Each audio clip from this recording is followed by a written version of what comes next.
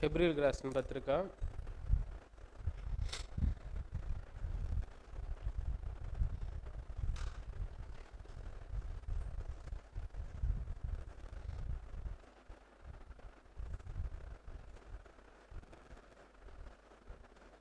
హెబ్రీయులకు రాసిన పత్రిక 13వ అధ్యాయము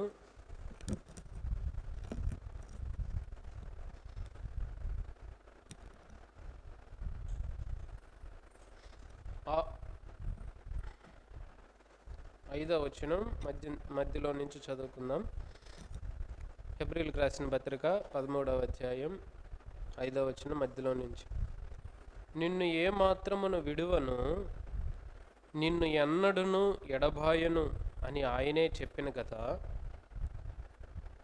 కాబట్టి ప్రభువు నాకు సహాయుడు, నేను భయపడను, నరమాత్రుడు నాకేమి చేయగలడు అని మంచి ధైర్యముతో చెప్పగలవారమై ఉన్నాము. ఇక్కడ అపోస్తలుడైన పౌలు హెబ్రీయులకు రాస్తూ ఆయన చెబుతున్నటువంటి ప్రాముఖ్యమైనటువంటి విషయం ఏంటంటే భయపడవద్దు. ఏం చెప్తున్నాడు? ఎందుకని భయపడద్దంటే ప్రభువు చెప్తున్నాడు, నిన్ను ఏ మాత్రమును విడువను, నిన్ను ఎన్నడును ఎడబాయును అని ఆయనే చెప్పిన కదా. కాబట్టి అంటే ఏంటి? కాబట్టి అంటే దేర్ ఫోర్, సో అంటే పైన దేవుడు కొన్ని వివరములు వివరించాడు. అంతకు ముందు ఉన్న వాళ్ళు ఎలా కాపాడాడో, అంతకు ముందున్న వారిని విశ్వాసంతో వారు ఎలాగా ధైర్యం కలిగి జీవించి వచ్చారో, పౌలు ఏ విధంగా అయితే శ్రమలను ఎదుర్కొని వచ్చాడో, అబ్రహాము ఏ విధంగా అయితే ధైర్యముతో తన యొక్క సొంత తండ్రిని, ఆ కుటుంబాన్ని, ఆ దేశాన్ని వదిలిపెట్టి వచ్చాడో, ఇవన్నీ చెప్పుకుంటా భయపడేటటువంటి పరిస్థితులే అవన్నీ, కష్ట సమయాలే అవన్నీ. భయము అనేది రాకుండా ఉండదు అటువంటి సిచ్యువేషన్లు అవన్నీ. ఎర్ర సముద్రాన్ని దాటేటప్పుడు కానీ, అరణ్యంలో వారు ప్రయాణం చేస్తున్నప్పుడు కానీ, ఫరో సైన్యము వారిని ఎదుర్కొంటున్నప్పుడు కానీ, ఇవన్నీ భయపడేటటువంటి సిచ్యువేషన్లే, భయపడేటటువంటి పరిస్థితులే. అయినప్పటికీ ఏమంటున్నాడు దేవుడు? నిన్ను ఏ మాత్రమును విడువను, నిన్ను ఎన్నడును ఎడబాయను అని ఆయనే చెప్పిన కదా. కాబట్టి ఇటుకరాయి బట్టి సున్నం బట్టి కాదు ఇక్కడ అమ్మా. దేర్ ఫోర్, కాబట్టి అనగా పైనున్న వాటిని చెప్పి ఆ నిదర్శనం, ఆ యొక్క ఎగ్జాంపుల్స్ చూపించి మీరు భయపడాల్సినటువంటి పని లేదు. ఎందుకంటే దేవుడు మనల్ని విడిచిపెట్టడు, వదిలిపెట్టడు, నిన్ను విడువడు, నిన్ను ఎడబాయుడు అని చెప్పాను. కాబట్టి ప్రభువు నాకు సహాయకుడు, నేను భయపడను, నరమాత్రుడు నాకేమీ చేయగలడు అని మంచి ధైర్యముతో చెప్పగలవారమై ఉన్నాము. బైబిల్ గ్రంథంలో భయపడద్దు అని ఎన్నిసార్లు రాయబడిందంటే, బైబిల్ స్కాలర్స్ చెప్తారు కొంతమంది 365 సార్లు రాయబడిందంట. సంవత్సరానికి ఎన్ని రోజులు? 365 రోజులు. ప్రతి రోజుకి సరిపోయినట్లుగా ప్రభువు నీతో ఏం చెప్తున్నాడంటే, నువ్వు భయపడద్దు. రేపు అన్ని రోజులు ఒకేలాగా ఉండవుగా, అన్ని రోజులు పాన్పులాగే ఉండవు కదా. అన్ని రోజులు సుఖంగానే, శ్రమలు వస్తాయి.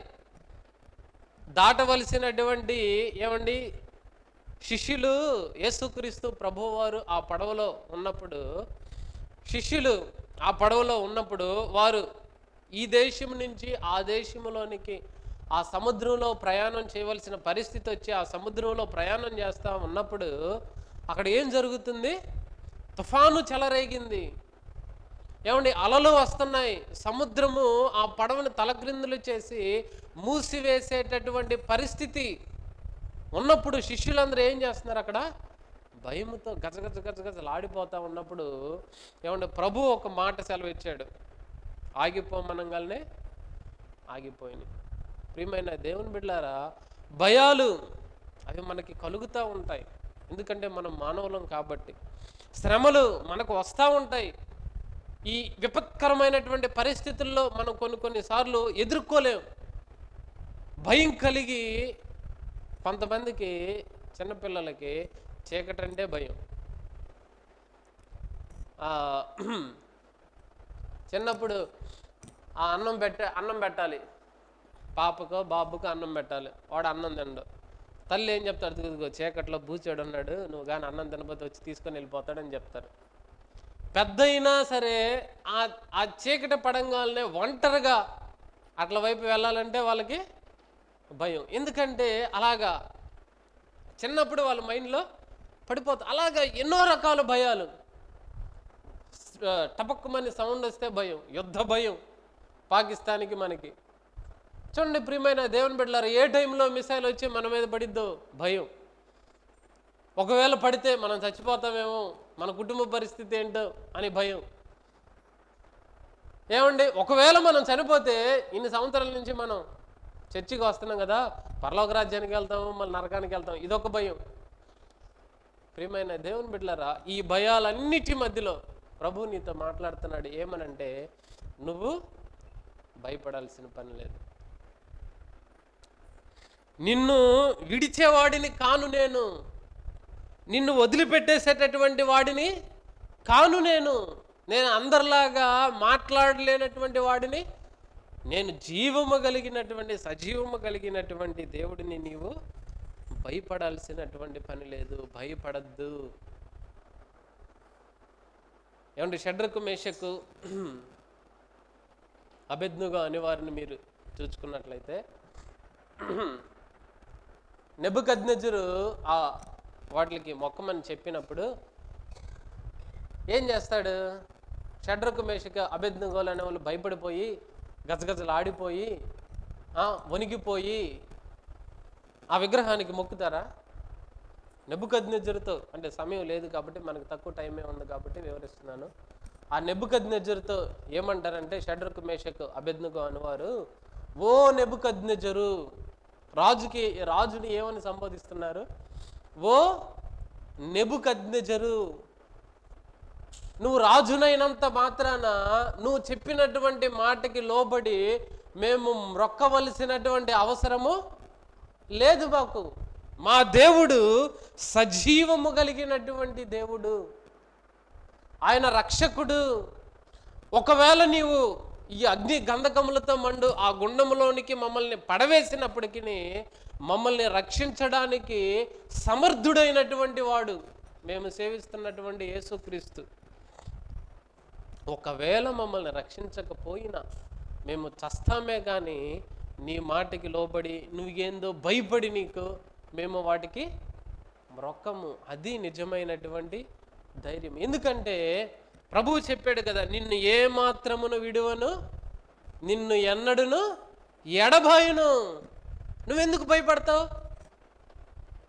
కొంతమంది తాటాకు చప్పుళ్ళకు కూడా భయపడతా ఉంటారు.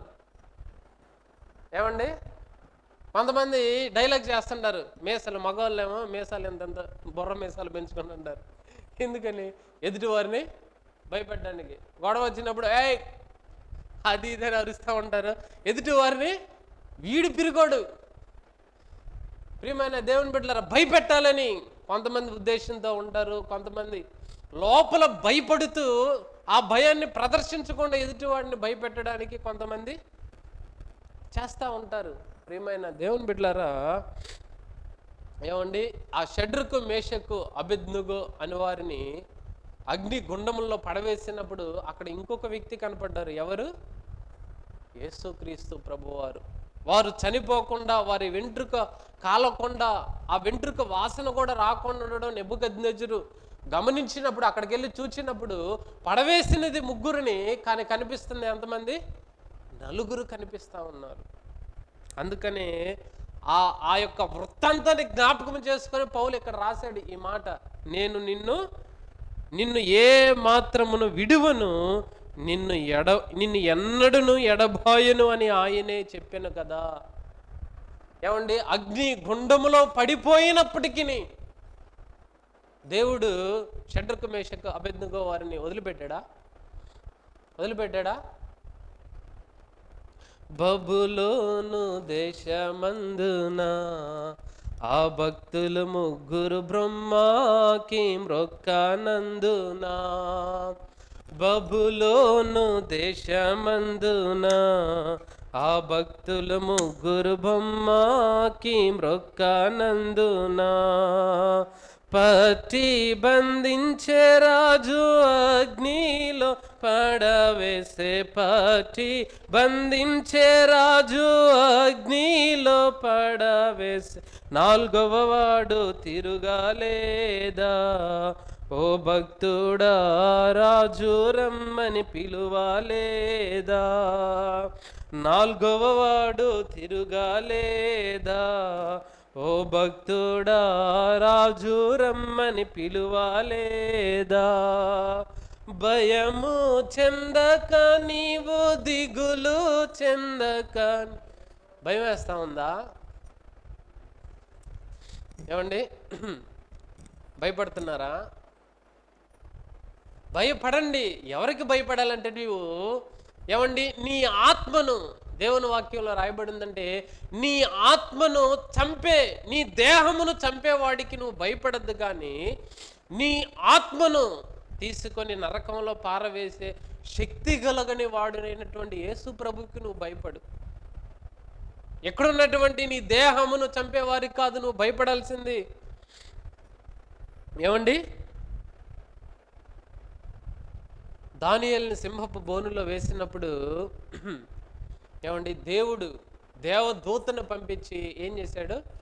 సింహపు నోలను మూసివేశాడు. దేవుడు ఆయన అగ్నిగుండములో నీకు తోడుగా ఉంటాడు. ఏమండి, సింహపు బోనులో నీకు తోడుగా ఉంటాడు. యోనాని సముద్రంలో పడేసినప్పుడు చేప ద్వారా మింగించి బయటికి పడవేసినటువంటి సముద్రంలో కూడా దేవుడు నీకు, పాతాళంలో కూడా దేవుడు నీకు తోడుగా ఉంటాడు. నిన్ను విడిచిపెట్టేవాడు కాదు, నిన్ను ఎడబాసేవాడు కాడు మన ప్రభు. కాబట్టి నువ్వేం చేయాలంటే నీవు భయపడకూడదు. దేవుడు నీతో ప్రతిరోజు ప్రతి దినములు లెగంగానే అక్కడ ఒక కొటేషన్ పెట్టుకోండి మీ ఇంట్లో. మా ఇంట్లో ఏం లేదు కానీ చెప్తున్నా, భయపడకుము అని దేవుడు రాస్తాడు కదా, ఆ కొటేషన్ పెట్టుకోండి. అట్లా ప్రభు అయినటువంటి యేసుక్రీస్తు ప్రభు వారు కూడా, ఏమండి, ఎవరికైనా ఏదైనా భయం ఉండకపోవచ్చు, కానీ ప్రాణ భయం లేకుండా ఎవరు ఉండరు. 100 సంవత్సరాలు బ్రతికిన వాడైనా సరే ఎన్ని సంవత్సరాలు బ్రతకాలనుకుంటాడు? ఇంకొక 10 సంవత్సరాలు బ్రతకాలనుకుంటాడు. అవునా కదా? 100 సంవత్సరాలు బ్రతికిన వాళ్ళు కూడా ఇంకొక 10 సంవత్సరాలు బ్రతకాలి అని అనుకో. ఎందుకంటే ప్రాణ భయం, చచ్చిపోతానేమో. కానీ యేసుక్రీస్తు ప్రభువారిని కానీ మీరు చూచినట్లయితే ప్రియమైన దేవుని బిడ్డలారా, ఏమండి, ఆయన మరణానికి భయపడలా. యేసుక్రీస్తు ప్రభువారు మరణానికి భయపడలేదు, కానీ మరణాన్ని ఆయన ఏం చేశాడంటే ఆలింగనం చేసుకున్నాడు, కౌగిలించుకున్నాడు. ఎవరైనా మరణం వస్తూ ఉంటే ఎవరైనా పారిపోయి వెళ్ళిపోవాల్సిందే, కానీ యేసుక్రీస్తు ప్రభువారు ఏం చేశారంటే మరణానికి పారిపోలేదు, కానీ మరణాన్ని ఆయన ఆలింగనం చేసుకున్నాడు. మరణపు ముళ్ళును విరవడానికి, ఏమండి, మృత్యువును జయించడానికి, ఆ మరణం అంటే భయం ఉన్నటువంటి ప్రతి ఒక్కరిలో ఆ మరణ భయాన్ని తీసివేయడానికి, ఆ మరణపు ముళ్ళును విరిచివేయడానికి యేసుక్రీస్తు ప్రభువారు ఏం చేశాడంటే ఆ మరణాన్ని ఆలింగనం చేసుకున్నాడు. కల్వరి శిలువలో ప్రభువు చేసింది అదే. యెషయా గ్రంథం 53వ అధ్యాయం ఒక మాట చూడండి. యెషయా గ్రంథం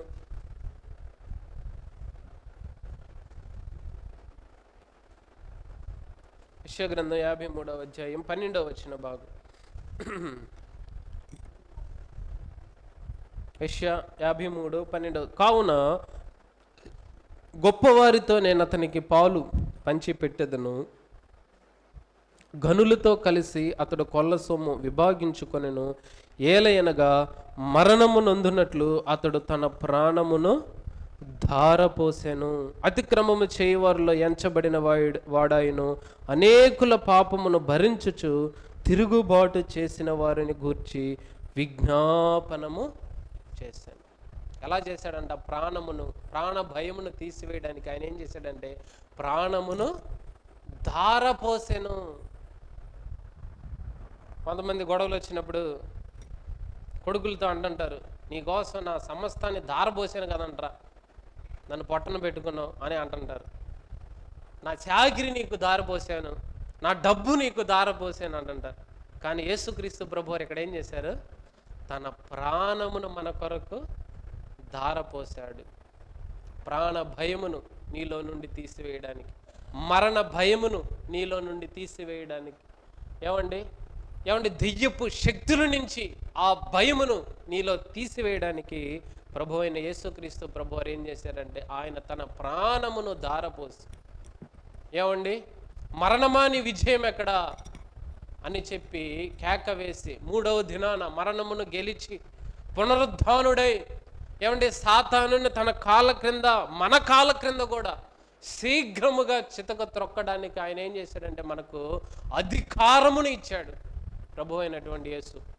కాబట్టి ఇంత గొప్ప కార్యము చేసినటువంటి మన కొరకు తన ప్రాణమును పెట్టి ప్రాణ భయమును తీసేసి మరణ భయమును తీసివేసి, ఏమంటే పునరుద్ధానుడైనటువంటి యేసుక్రీస్తు ప్రభువారు మనకి